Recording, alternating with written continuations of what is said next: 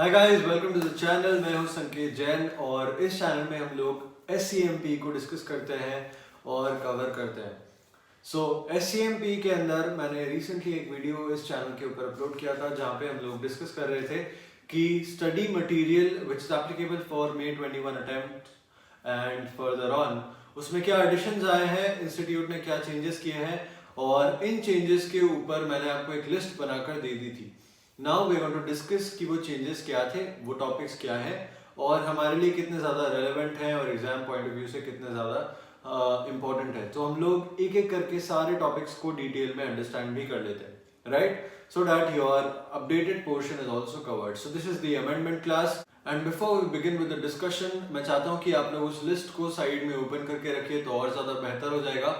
Although there is no chance कि वो list में से कोई सा भी पॉइंट मिस आउट हो जाए डिस्कस करने का, but just from the safety point of view आप उस लिस्ट में से देखते रहेगा। इन केस कोई पॉइंट मिस आउट हो जाता है, so mention it in the comment section and I will try to make a video on it and discuss the same with you. Alright, before we begin quick point from my side कि जो अनजम्बल्ड users हैं जिनके पास में अनजम्बल्ड book है हमारी, वो लोगों के लिए ये ज्यादा रेलेवेंट वीडियो रहेगा।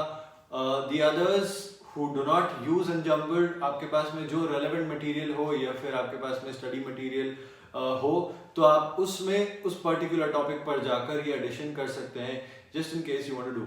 For those who have study material, ये वीडियो आपके लिए equally relevant रहने वाला है। Now these notes are only available for unjumbled users and have been already shared with them. और जो लोग अब unjumbled परचेज कर रहे हैं या फिर जिन्होंने अभी recent past में पिछले 1-2 दिनों के अंदर unjumbled परचेज किया है, उनको हमने अब साथ साथ में प्रोवाइड करना शुरू कर दिया है। आपके साथ, आपकी बुक के साथ में अपडेटेड मटेरियल ऑलरेडी आ रहा है, सो आपको अलग से डाउनलोड करके और प्रिंट करने की जरूरत नहीं है। Before we begin with the discussion, a subscribe to the channel would be amazing and please like the video and share with your friends and colleagues. Okay, let's begin with the discussion. सबसे पहले मैंने आपको list के अंदर पहला point लिखवाया है which is from chapter number 1। Chapter number 1 के स्टडी मटेरियल के पेज 1.18 पर एक पॉइंट ऐड हुआ है विच इज फोकस स्ट्रेटजी। आपको अनजम्बल्ड यूजर्स को आना है on page number 18 of volume 1। Volume 1 के पेज नंबर 18 पर आप आ जाइए। ये पॉइंट मैं आपको डिक्टेट करने वाला हूँ बिकॉज सिर्फ और सिर्फ एक लाइन ही ऐड हुई है। ऑलराइट, सो ये एक लाइन क्या है मैं आपको लिखवा देता हूँ। पेज नंबर 18 पर आप देख रहे होंगे कि लो कॉस्ट लीडरशिप और डिफरेंशिएशन एडवांटेज का पॉइंट दिया हुआ है, राइट? सो ये 2 पॉइंट्स हैं, वहां पर आपको थर्ड पॉइंट ऐड करना है और वहां पर लिखना है फोकस स्ट्रेटजी। नाउ अनजम्बल्ड यूजर्स के पास इनफ स्पेस प्रोवाइडेड है बुक के अंदर, तो वो आसानी से स्पेस मैनेज कर सकते हैं। For others who are using their materials और स्टडी मटेरियल्स, थोड़ा सा स्पेस मैनेज कर लीजिएगा, ऑल्दो सिर्फ और सिर्फ एक लाइन है जो लिखनी है। सो फोकस स्ट्रेटजी का एडिशन हुआ है with low cost leadership and differentiation advantage. ये फोकस स्ट्रेटजी को लिखवा देता हूं, उसके बाद में हम लोग इसको डिस्कस कर लेंगे कि इस पॉइंट के अंदर कहना क्या चाहते हैं। सो फोकस स्ट्रेटजी के बाद आप लिखिएगा concentrates on specific segment. Concentrates on a specific segment. Concentrates on a specific segment of a product line or a geographical market. Of a product line or a geographical market. तो ये आपने लिख लिया है पॉइंट फोकस स्ट्रेटजी का। Now the 3 points are low cost leadership, differentiation advantage and focus strategy. Focus strategy के अंदर हमें क्या बताना चाह रहे हैं? सो जब मैंने आपके साथ में डिस्कस किया था लो कॉस्ट लीडरशिप और डिफरेंशिएशन एडवांटेज, इस टॉपिक पे आने के पहले हमने डिस्कस किया था पिछला topic which is segmentation analysis. आपके पेज नंबर शायद 17 पर होगा, राइट? सो 17 पेज नंबर पे आपको सेगमेंटेशन एनालिसिस दिख रहा होगा। उसके अंदर हमने डिस्कस किया था कि किस तरह से एक पर्टिकुलर प्रोडक्ट लाइन के अंदर हमने एग्जाम्पल लिया था क्लोथिंग का, right? Men's wear, women's wear. अगर आपको याद आ रहा होगा तो बहुत अच्छी बात है, इसको हमने मेन लेक्चर्स के अंदर कवर किया था। ओके, सो सबसे पहले प्रोडक्ट लाइन के अंदर डिफरेंशिएशन हो सकता है, सॉरी सेगमेंटेशन हो सकता है, एंड देन सिमिलर वे में ज्योग्राफिकल मार्केट के अंदर भी सेगमेंटेशन हो सकता है। सो सेगमेंटेशन करने के बाद में मैंने आपको ये बताया था कि अगर आप सेगमेंटेशन कर लेते हो तो आपके लिए और ज्यादा आसान हो जाता है ये डिसाइड करना कि आप डिफरेंशिएशन एडवांटेज वाला स्ट्रेटजी यूज करना चाहते हो या फिर लो कॉस्ट लीडरशिप वाला स्ट्रेटजी यूज करना चाहते हो। ओके तो ये जब हम ऑलरेडी पढ़ चुके थे, इस पॉइंट को अलग से मेंशन करने की जरूरत नहीं थी, because this is very basic and this is common sense. तो इन्होंने एक अलग से पॉइंट ऐड किया है फोकस स्ट्रेटजी का, जिसमें ये लोग यही कहना चाहते हैं कि आपको लो कॉस्ट लीडरशिप या फिर डिफरेंशिएशन एडवांटेज के साथ में फोकस स्ट्रेटजी यूज करना चाहिए, जहां पर आप लोग फोकस करोगे, यानी कि कॉन्सेंट्रेट करोगे on a particular segment only.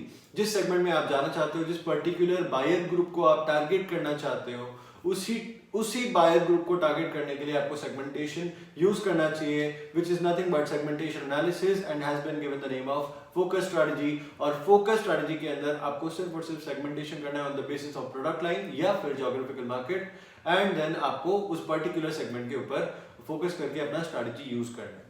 Alright, so this is the focus strategy और ये आपका चैप्टर 1 के अंदर एडिशन हुआ है। So this covers up your chapter number 1. Let's move on to the next topic, जिसके नोट्स आपको स्क्रीन पर दिख रहे हैं, which is from chapter number 2. Chapter number 2 के अंदर सप्लाई चेन मैनेजमेंट का एक टॉपिक दिया हुआ है, जिसके अंदर कस्टमर रिलेशनशिप मैनेजमेंट का एक पॉइंट आता है। कस्टमर रिलेशनशिप मैनेजमेंट यानी कि CRM, और CRM के अंदर एक टॉपिक आया था use of information technology. Use of information technology के अंदर थोड़ा एडिशन हुआ है, जैसे कि आप देख सकते हैं ब्रैकेट में मैंने लिखा है एडिशन, राइट। सो ये एडिशन हुआ है यूज ऑफ आईटी के अंदर। हमें बताया जा रहा है बेसिकली कुछ ऐसे पॉइंट्स जो हम लोग ऑलरेडी जानते थे, जैसे कि अगर मैं आपको बताऊंगा कि क्या आपको इंफॉर्मेशन कलेक्ट करनी चाहिए अपने कस्टमर्स की सीआरएम के अंदर, यस।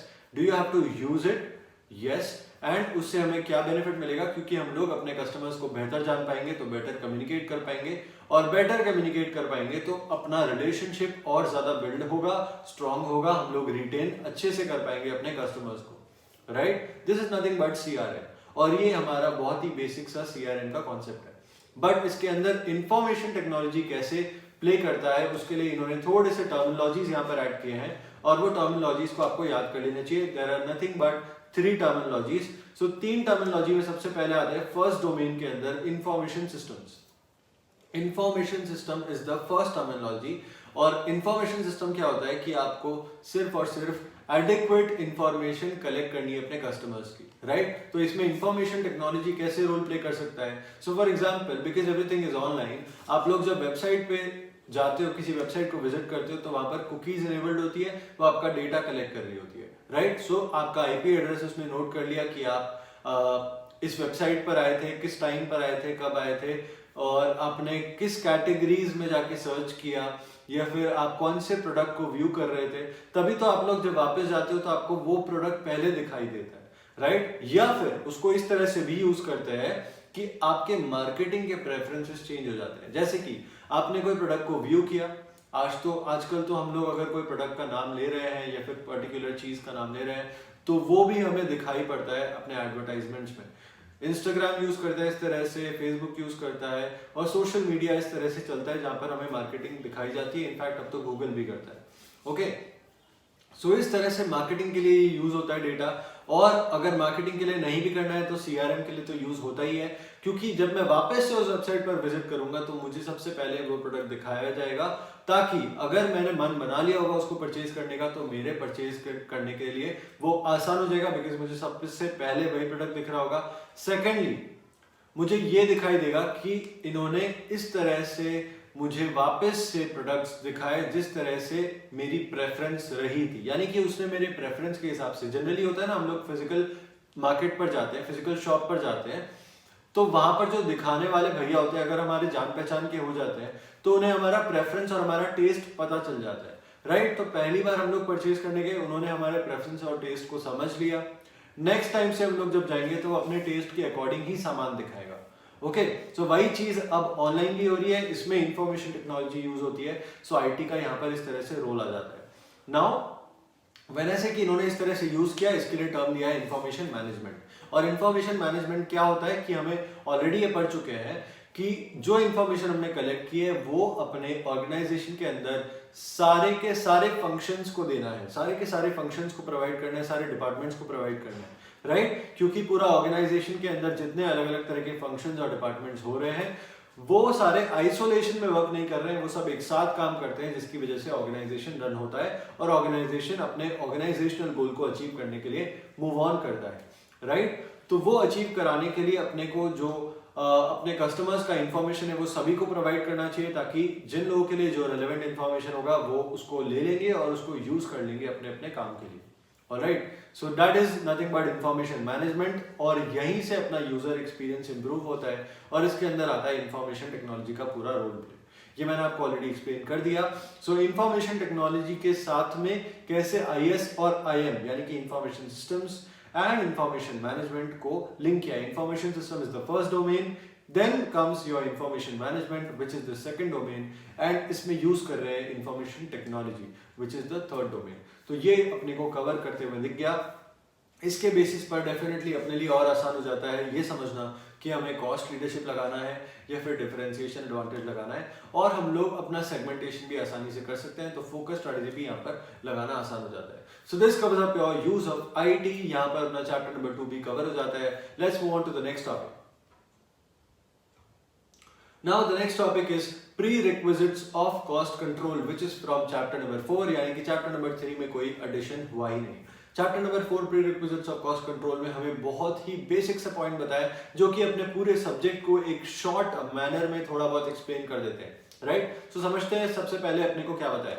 सबसे पहले पॉइंट में लिखा हुआ है कि आप अगर कोई कॉस्ट सेंटर एस्टैब्लिश करते हो तो वो कॉस्ट सेंटर की रिस्पॉन्सिबिलिटी किस मैनेजर की है ये आपको डिफाइन करके रखना चाहिए। राइट, सो ये हम लोग ऑलरेडी चैप्टर नंबर 8 में पढ़ चुके हैं। चैप्टर नंबर 8 के अंदर हमने यही पढ़ा है परफॉर्मेंस मेजरमेंट एंड इवैल्यूएशन के अंदर कि मैनेजर्स की रिस्पॉन्सिबिलिटीज डिफाइन होनी चाहिए। आपको पता होना चाहिए कि कौन सा मैनेजर कौन से कॉस्ट सेंटर के लिए रिस्पॉन्सिबल है, अकॉर्डिंगली उसको अपने को अथॉरिटी भी देनी चाहिए।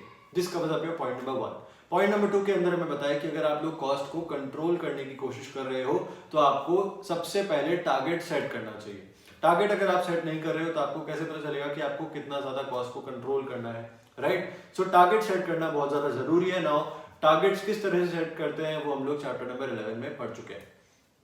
टारगेट सेट करने के बाद में आपको ये टारगेट को अचीव कराने के लिए मोटिवेशन प्रोवाइड करना पड़ेगा अपने मैनेजर्स को और अपने एम्प्लॉइज को, क्योंकि जब तक मोटिवेट नहीं करेंगे किसी इंडिविजुअल को तो वो काम करने के लिए ज्यादा से ज्यादा एफर्ट कैसे लगाएगा और एफिशिएंटली कैसे काम करेगा। राइट, सो मोटिवेशन करना बहुत ज्यादा जरूरी है। मोटिवेट उनको कीजिए और तभी वो लोग अपने टारगेट्स को अचीव कर पाएंगे। फिर आता है रिपोर्टिंग, जो कि एफिशिएंट होनी चाहिए और टाइमली होनी चाहिए। हमने चैप्टर नंबर 11 में पढ़ा है कि अगर वो टारगेट्स हम उनको दे रहे हैं, वो काम कर रहे हैं, तो उनको अपने को इवैल्यूएट करना पड़ेगा और वो इवैल्यूएशन के लिए अपने पास में रिपोर्ट्स आनी चाहिए। सो रिपोर्टिंग बिकम्स वेरी इंपॉर्टेंट। ये भी हम लोग चैप्टर 11 में पढ़ चुके हैं और इनफैक्ट हम लोग चैप्टर नंबर 8 के अंदर भी पढ़ चुके हैं। Right, so timely and efficient manner में रिपोर्टिंग होनी चाहिए। वो रिपोर्टिंग के बेसिस पर ही तो हम लोग परफॉर्मेंस को इवैल्यूएट कर पाएंगे। Then the next point is कि हम लोग फिर रेकमेंडेशन देंगे इवैल्यूएशन करने के बाद में, और रेकमेंडेशन देने से काम नहीं चलेगा। ये हम लोग ऑलरेडी इस सेम एग्जैक्ट लाइन को बोल चुके हैं पहले भी अपने मेन लेक्चर्स के अंदर कि सिर्फ और सिर्फ रेकमेंडेशन देने से काम नहीं चलता है, उसके ऊपर एक्शन करना पड़ेगा। राइट, सो रेकमेंडेशन आपने कर दिया बट आपको ये इंश्योर करना पड़ेगा कि उसके ऊपर वर्क हो रहा है, वो एक्शंस लिए जा रहे हैं। तो रेकमेंडेशन आपने दिया था, अब उसको भी आप लोग क्रॉस चेक कीजिए, उसके साथ भी फॉलोअप कीजिए कि जो हमने आपको एडवाइस किया था, जो सजेशन दिए थे, जो रेकमेंडेशन दिए थे, कि आपने उस पर वर्क किया, क्या आपने उस पर एफिशिएंटली वर्क किया और उसके क्या रिजल्ट्स हैं। सो ये कवर करता है आपके pre requisites of cost control, which is nothing but जो बेसिक पॉइंट्स हमने पढ़े हैं अपने पूरे सब्जेक्ट के अंदर वही सारे। सो ये अपने को ऑलरेडी पता थे, कोई मेजर पॉइंट नहीं है, सिर्फ और सिर्फ पॉइंट्स को लिस्ट कर दिया है और कहीं ना कहीं हमें अब ये याद करना पड़ेगा अगर हमें पूछ लिया गया what are the pre requisites of cost control. Alright, तो यह हमारा कवर होता है pre requisites of cost control. और because we making a series of short videos तो हम लोग इस वीडियो को यहीं पर एंड करते हैं। Make sure to subscribe to the channel and make sure to like the video and share it with your friends. बहुत शॉर्ट वीडियोस है इसलिए आप लोग इसको क्विकली रेफर कर सकते हैं और कंप्लीट कर सकते हैं। Right, see you in the next video with the next topic which is steps of target costing.